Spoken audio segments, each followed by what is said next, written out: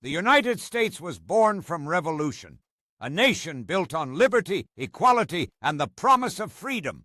But from its very beginning, beneath the words of the Declaration and the pride of the Stars and Stripes, lay a contradiction so deep it would one day tear the country apart. Slavery. When the Founding Fathers wrote that all men were created equal, nearly half of them owned other human beings. The compromise that held the Union together, allowing slavery in the South while outlawing it in parts of the North, planted the seeds of a future war. It was a peace built on denial. For decades that fragile balance held. The North industrialized. Cities grew, factories roared, and immigration brought new energy and ambition. The South remained rural and dependent on cotton, and on the millions of enslaved Africans whose labor fueled its wealth. Two economies, two cultures, two visions of America, heading in opposite directions. By the 1820s and 1830s, the cracks widened. The question wasn't just moral, it was political and economic. Could new states entering the Union allow slavery, or would freedom define the nation's expansion westward? Every time Congress tried to settle it, the Missouri Compromise, the Compromise of 1850, the Kansas-Nebraska Act, the wound only deepened.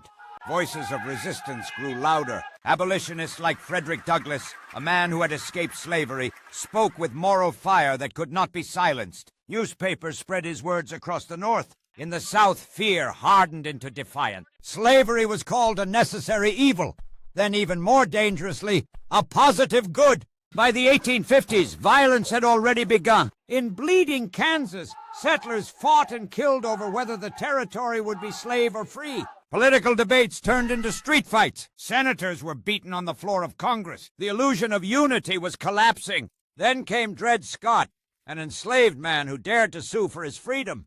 The Supreme Court's ruling in 1857 declared that no black man, free or enslaved, could ever be a citizen of the United States. It was a decision that divided the nation beyond repair. In the North, outrage. In the South, triumph.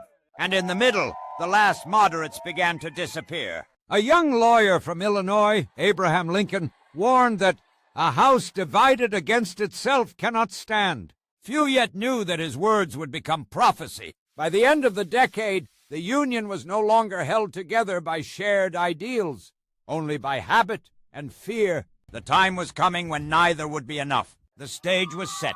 The election of 1860 was on the horizon, and soon the nation that called itself indivisible would be put to the ultimate test.